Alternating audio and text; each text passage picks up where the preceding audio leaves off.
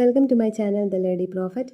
ഇന്നത്തെ റീഡിംഗ് നിങ്ങളൊരു റിലേഷൻഷിപ്പിലാണെങ്കിൽ ഇത് റിലേഷൻഷിപ്പിലുള്ളവർക്കുള്ള റീഡിംഗ് ആണ്. നിങ്ങളോട് ആ വ്യക്തിക്കുള്ള ഫീലിങ്സ് എന്താണെന്നുള്ളതാണ്. അപ്പോൾ ഇതൊരു കളക്റ്റീവ് റീഡിംഗ് ആണ്, ടൈംലെസ് റീഡിംഗ് ആണ്. എപ്പോഴാണോ കാണുന്നത് അപ്പോൾ മുതൽ വാലിഡ് ആയിരിക്കും. കാർഡ്സ് നോക്കാം.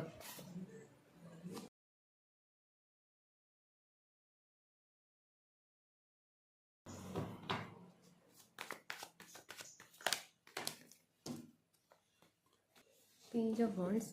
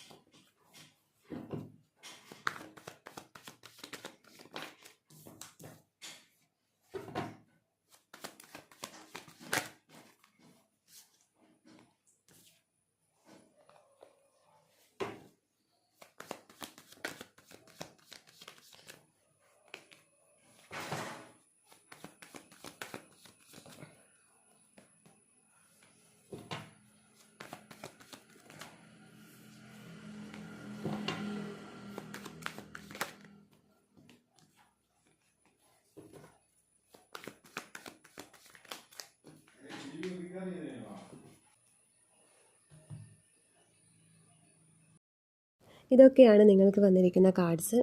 ഇതിൽ കാണാൻ പറ്റുന്നത് അവർക്ക് നിങ്ങളോടൊരു അഡിക്ഷനും ഒബ്സഷനും ഒക്കെ ഉണ്ട്. ആദ്യമൊക്കെ അതായിരുന്നു കൂടുതൽ. ആദ്യം നിങ്ങളോടൊരു ഫ്ലേർട്ടിങ് എനർജി ആയിരുന്നു എന്നാണ് മനസ്സിലാക്കാൻ പറ്റുന്നത്. അതായത് ജസ്റ്റ് ഒന്ന് ഫ്ലേർട്ട് ചെയ്യുക, പോവുക, അങ്ങനെയുള്ളൊരു എനർജി ആയിരുന്നു. ആദ്യം ഡബിൾ എനർജിയിലും പേജ് ഓഫ് വോൺസ് എനർജിയിലായിരുന്നു ഉണ്ടായത്. പക്ഷേ ഇപ്പോൾ ആൾ കിങ് ഓഫ് കപ്സിൻ്റെ എനർജിയിൽ എത്തിയിട്ടുണ്ട്. ആൾക്ക് നിങ്ങളോടൊരു ഇമോഷണൽ അറ്റാച്ച്മെൻ്റ് ഒക്കെ വരുന്നുണ്ട്. ഇത് കൂടുതലും ഒരു ബ്രേക്കപ്പിലുള്ള ആൾക്കാരായിരിക്കാം. കാരണം ഇവരാകെ ഡിപ്രസ്ഡ് ആയിട്ട് നിൽക്കുന്ന ഒരു എനർജിയാണ് ഇവിടെ വന്നിട്ടുള്ളത്. ഈ സിറ്റുവേഷൻ ഇവർക്ക് ബേർഡനായി നിൽക്കുന്നുണ്ട്. മാത്രമല്ല ഇവിടെ ഒരു 5 ഓഫ് വോൺസിൻ്റെ എനർജി വന്നിട്ടുണ്ട്. അതായത് നിങ്ങൾ തമ്മിൽ വഴക്കുണ്ടായിട്ടുണ്ട് എന്നുള്ളതാണ് കാണാൻ പറ്റുന്നത്. അതിൽ നിന്ന് ഇവരുടെ മനസ്സെന്തോ വേദനിപ്പിക്കുന്ന കാര്യം ഉണ്ടായിട്ടുണ്ട്. അതിൽ നിന്ന് ഇപ്പോഴും ഇവർക്ക് റിക്കവർ ആകാൻ പറ്റിയിട്ടില്ല. ഇപ്പോഴും രാത്രി ആവുമ്പോഴൊക്കെ ഇത് തന്നെ ആലോചിച്ച് ഉറങ്ങാൻ പറ്റാത്തൊരവസ്ഥ. ഇവരുടെ ലൈഫിൽ ഇപ്പോൾ കുറേ കാര്യങ്ങളൊക്കെ ഇവർ അച്ചീവ് ചെയ്തതായിട്ട് കാണാൻ പറ്റുന്നുണ്ട്.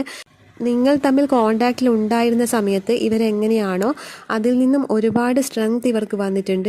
ഇവരുടെ കരിയറൊക്കെ ഏകദേശം ഓക്കെ ആയിട്ടുണ്ട്. സാമ്പത്തിക ബുദ്ധിമുട്ടുണ്ടായിരിക്കാം മുന്നേ, പക്ഷേ ഈ സമയത്ത് ഇവരതൊക്കെ അച്ചീവ് ചെയ്തു. ഇവരേതെങ്കിലും പുതിയ ജോലിയിലൊക്കെ കയറിയിരിക്കാനുള്ള ചാൻസ് കാണുന്നുണ്ട്. അപ്പം നിങ്ങളുമായിട്ട് കോണ്ടാക്റ്റ് ഉള്ള സമയം ഇവർക്ക് നല്ലൊരു ജോലിയോ കൃത്യമായിട്ടുള്ളൊരു വരുമാനമോ ഒന്നും ഉണ്ടായിരുന്നില്ല. പക്ഷേ ഇപ്പോൾ ഇവർക്ക് ഫിനാൻഷ്യലി ഒരു ബാലൻസ് വന്നിട്ടുണ്ട്. പലതും ഇവർക്ക് ഈ സമയത്ത് ഫിനാൻഷ്യലി ഡീൽ ചെയ്യാൻ പറ്റുന്നുണ്ട്. ഇവരുടെ ലൈഫിലുള്ള എല്ലാ കാര്യം ഈസി ആയിട്ട് പോകുന്നുണ്ട്, ഫിനാൻഷ്യലി പോകുന്നുണ്ട്. ബട്ട് അവർക്ക് എത്ര തന്നെ എന്തൊക്കെ നേടിയാലും അവർ ഉള്ളിൽ ഭയങ്കര ഒരു സാഡായിട്ടാണ് ഉള്ളത്. കാരണം നിങ്ങളോടുള്ള ഒരു ഇമോഷണൽ അറ്റാച്ച്മെൻറ്റ് ഇപ്പം കൂടുതലായിട്ട് വരുന്നുണ്ട്. മുന്നേ അങ്ങനെ ഒന്നും കാണാൻ പറ്റുന്നില്ല. മുന്നേ ഒരു ഫിസിക്കൽ അട്രാക്ഷൻ ആയിരുന്നു ഉണ്ടായത്. മാത്രമല്ല ഈ സമയത്ത് ഒരു ഒബ്സഷനൊക്കെ വരുന്നുണ്ട്, ഒരു അഡിക്ഷൻ പോലെ വരുന്നുണ്ട്. ഇപ്പോഴാണ് ഇവർ തിരിച്ചറിയുന്നത്. മുന്നേ ഒന്നും ഈ ഒരു ബന്ധത്തിൻ്റെ ഒരു ഇൻറ്റൻസിറ്റി ഒന്നും ഇവർ തിരിച്ചറിഞ്ഞില്ല. പക്ഷേ ഈ ഒരു സമയത്ത് ഇവർക്ക് ഇതൊക്കെ തിരിച്ചറിയാൻ പറ്റുന്നുണ്ട്. ഇവർ ഈ ഒരു ഹേർമിറ്റ് എനർജിയിലാണ് ഇപ്പോൾ ഉള്ളത്. അതായത് സ്വയം വിലയിരുത്തുകയാണ് ചെയ്യുന്നത് ഇവർക്ക് എന്താണ് പറ്റിയത്. കാരണം ഇവരെവിടെയും കമ്മിറ്റഡ് ആകാനോ ഇവർക്ക് എവിടെയും ഒരു ഇമോഷണൽ അറ്റാച്ച്മെൻറ്റോ ഒന്നും വേണ്ടാന്ന് വിചാരിക്കുന്ന ആളാണ്. കമ്മിറ്റ്മെൻറ്റൊക്കെ ഒരു ബേർഡനാണ് എന്ന് വിചാരിക്കുന്ന ഒരാളാണ്. പക്ഷേ ഇവർക്ക് ഇപ്പോൾ ഒരു തോട്ട്സ് വന്നിരിക്കുന്നതെന്ന് വെച്ചാൽ ഈ ഒരു ചിന്ത, നിങ്ങളെക്കുറിച്ചുള്ള ചിന്ത ഇവർക്ക് വന്നുകൊണ്ടേ ഇരിക്കുന്നുണ്ട്. അപ്പോൾ ഇതെന്താണ് ഇങ്ങനെ സംഭവിക്കുന്നത് എന്നുള്ളത് ഇവർ ആലോചിക്കുന്നുണ്ട്. പക്ഷേ ഇവരത് സമ്മതിക്കുന്നില്ല. നിങ്ങളോടുള്ള ഇമോഷണൽ അറ്റാച്ച്മെൻറ്റ് ഉണ്ട് എന്നുള്ളത് ഇവർ തന്നെ അക്സെപ്റ്റ് ചെയ്യുന്നില്ല. ഇവരതിനെ റിജക്റ്റ് ചെയ്തുകൊണ്ടേ ഇരിക്കുകയാണ് ചെയ്യുന്നത്. അതുകൊണ്ട് ഇവർക്ക് ഉള്ളിൽ അതൊരു ബേർഡനാണ്. കാരണം ഇവരുടെ ഫീലിങ്സ് ഒക്കെ ഹൈഡ് ചെയ്ത് വെക്കുന്നു, സപ്രസ് ചെയ്ത് വെക്കുന്നു. ഈ സപ്രസ് ആയി വരുന്ന ഈ ഒരു കാര്യങ്ങളൊക്കെ, ഈ സപ്രസ്ഡ് ഇമോഷനൊക്കെ ഇവർക്ക് ഭയങ്കര ബേർഡനായിട്ടാണ് വരുന്നത്. ഇവരിത് അക്സെപ്റ്റ് ചെയ്യാത്തത് കൊണ്ടാണ് ഇവർ ഫൂൾ എനർജിയിൽ നിൽക്കുന്നത്. കാരണം ഈ ഫൂൾ എനർജിയിൽ നിന്ന് കഴിയുമ്പോൾ എന്ന് വെച്ചാൽ ഇവരൊരു ആക്ഷനും എടുക്കില്ല.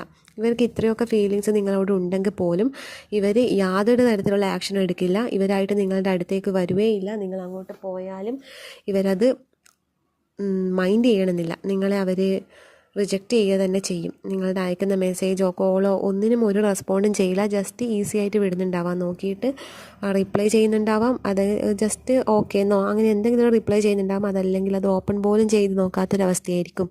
ഈ സമയത്ത് ഇവർക്കൊരു അവേക്കണിങ് ടൈമാണ്. കാരണം ഇവരുടെ ലൈഫിൽ കംപ്ലീറ്റ് ആയിട്ട് എല്ലാ കാര്യത്തിലും ഒരു ന്യൂ ബിഗിനിങ് സംഭവിക്കുന്നതായിട്ട് കാണാൻ പറ്റുന്നുണ്ട്. അതും കൂടുതലും വന്നിരിക്കുന്നത് ഫിനാൻഷ്യലിയാണ്. ഫിനാൻഷ്യലി ഇവർ ഏകദേശം ഒരു സെറ്റായിട്ട് വരുന്നുണ്ടെന്നാണ് കാണാൻ പറ്റുന്നത്. പിന്നെ മുന്നേ ഒക്കെ ഇവർ വെറുതെ പൈസ അനാവശ്യമായിട്ട് ചിലവാക്കുന്ന ഒരാളായിരിക്കാം. പക്ഷേ ഇപ്പോൾ അതൊന്നും അങ്ങനെയൊന്നല്ല. ഇവർക്ക് എങ്ങനെ ഫിനാൻസ് കൈകാര്യം ചെയ്യണം എന്നൊക്കെ കൃത്യമായിട്ടുള്ളൊരു ധാരണയും ക്ലാരിറ്റിയും ഒക്കെ വന്നിട്ടുണ്ട്.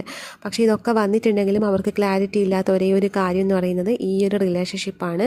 അത് ഒരു തരത്തിലും ഇവർക്ക് ബാലൻസ് ആക്കാൻ പറ്റുന്നില്ല.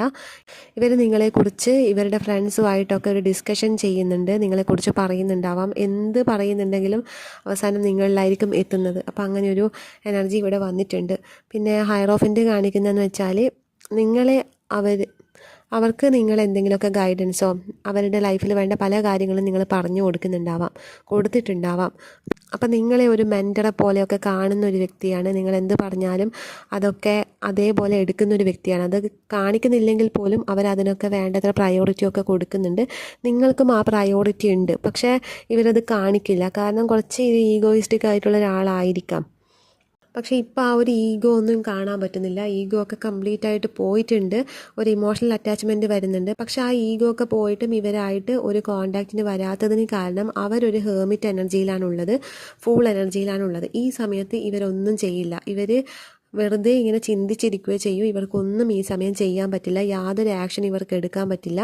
അതുകൊണ്ടാണ് അങ്ങനെ നിൽക്കുന്നത്. പിന്നെ നിങ്ങളെ ഇവർ കാണുന്നത് ഒരു ക്യൂൻ ഓഫ് വോൺസിൻ്റെ എനർജിയിലാണ്. അതായത് മൾട്ടി ടാലൻ്റ് ഒക്കെയുള്ള എന്തും ചെയ്യാൻ പറ്റുന്ന നല്ല ഭയങ്കര കോൺഫിഡൻ്റ് ആയിട്ടുള്ള ഒരാളായിട്ടാണ് നിങ്ങളെ ഇവർ കാണുന്നത്.